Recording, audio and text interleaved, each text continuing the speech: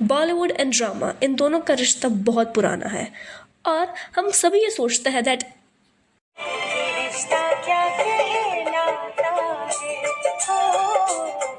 Drama और controversies की बात हो ही चुकी है। देन अब हम बात करते हैं हाल ही में चल रही एक कंट्रोवर्सी के बारे में।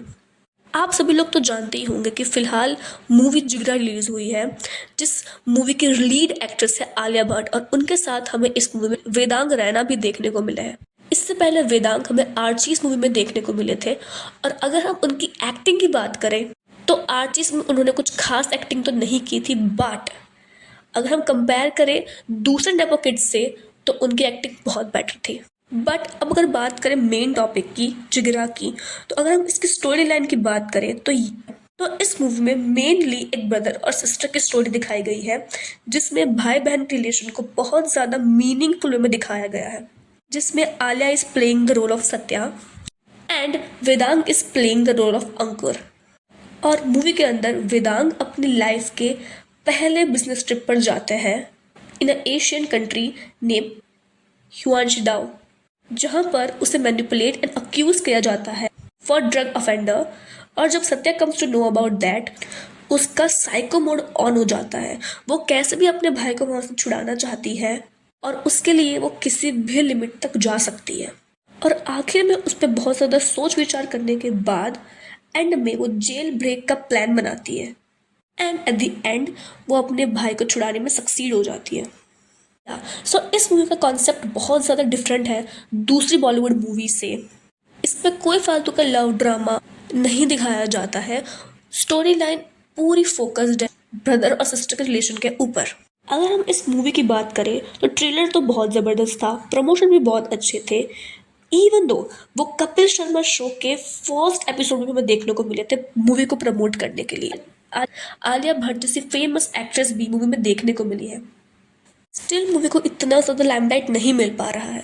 इस मूवी के डायरेक्टर है वासन बाला और इस मूवी के प्रोड्यूसर है करण जौहर। और तो और आलिया भट्ट और उनकी सिस्टर शहीन भट्ट ने इस मूवी को प्रोड्यूस करा है अलॉन्ग विद करण जौहर। ये मूवी के रिलीज होने से पहले ही ये मूवी बहुत ज़्यादा कंट्रोवर्सीज के बीच में घिरी हुई थी।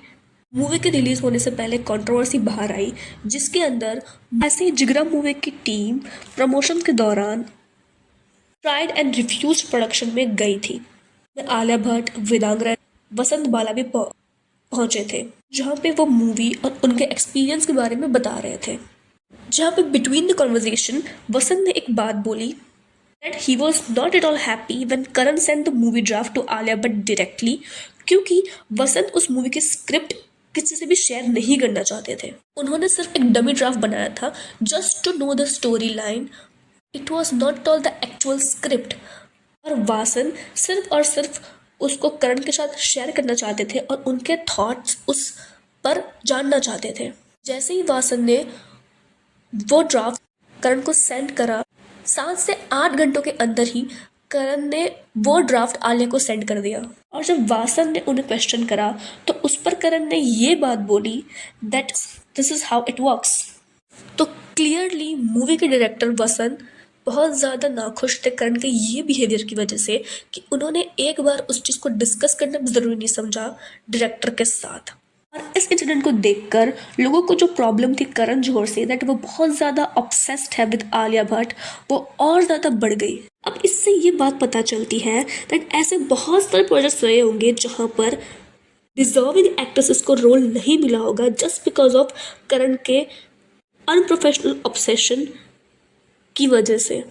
ये सब तो मूवी के रिलीज होने से पहले हुआ था, बट अब बात करते हैं मूवी के रिलीज होने के बाद हुई बड़ी कंट्रोवर्सी के बारे में। अब ये मूवी जिगरा जो है ना, वो काफ़ी सिमिलर है मूवी सावी से, जिसकी लीड एक्ट्रेस थी दिव्या कोसला कुमार, टी सीरीज के मालिक भूषण कुमार की वाइफ है। इन दोनों मूवीज़ की स्टोरी बहुत ज़्यादा सिमिलर है, बट एक सिंपल डिफरेंस उनमें ये है दैट जहाँ पे जिगरा मूवी के अंदर भाई बहन का रिलेशन दिखाया गया है, वहीं सावी मूवी में उसको हस्बैंड और वाइफ से रिप्लेस कर दिया गया है। यानी कि जिगरा में बहन अपने भाई को बचाने के लिए जाती है, वहीं सावी मूवी के अंदर एक वाइफ अपने हस्बैंड बचाने के लिए जाती है।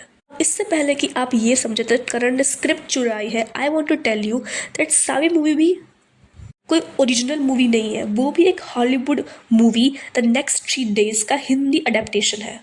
और इस मूवी को मुकेश भट्ट ने डायरेक्ट करा था। इवन तो ये कोई फर्स्ट मूवी नहीं है जो डायरेक्ट पर बनी हुई है, पहले भी ऐसी बहुत सारी मूवी बनी हुई है जिसका कॉन्सेप्ट सेम ही था। जब तक ये सारी बातें डेट मूवी इसका रीमेक है और इससे सिमिलर है ऐसा क्रिटिक और लोग बोल रहे तब तक तो मैटर ठीक था। लेकिन जब एक्चुअली मूवी रिलीज हुई तब दिव्या ने एक स्टोरी लगाई जिसमें she wrote went to mall PVR for Jigra show theater was totally empty. All theaters going to empty everywhere. Hashtag Alia Bhatt में सच में बहुत हैशटैग जिगरा है। खुद ही टिकट्स खरीदी और फेक कलेक्शन अनाउंस कर दिए।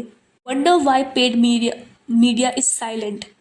Hashtag we should not fool the audience. Hashtag truth over lies and hashtag happy Dussehra. ये बहुत ज़्यादा इमेच्योर एक्ट था और काफ़ी लोगों ने ये बात समझी कि दिव्या ने ये मूव जानबूझकर करा है अपनी मूवी सावी और जिगरा मूवी दोनों को प्रमोट करने के लिए कि दोनों को रीच मिले। वहीं दूसरे लोगों का कहना ये है कि क्योंकि जिगरा मूवी के साथ साथ टी सीरीज़ की मूवी विक्की विद्या का वो वाला वीडियो रिलीज हुई थी, तो क्योंकि सारा फेम टी सीरीज की मूवी को जाए इसलिए दिव्या ने ये स्टेप उठाया। सच में क्या दिव्या आलिया भट्ट और करण से गुस्सा है या फिर वो सिर्फ और सिर्फ पब्लिसिटी के लिए चीज कर रही है, वो तो वो खुद ही जाने।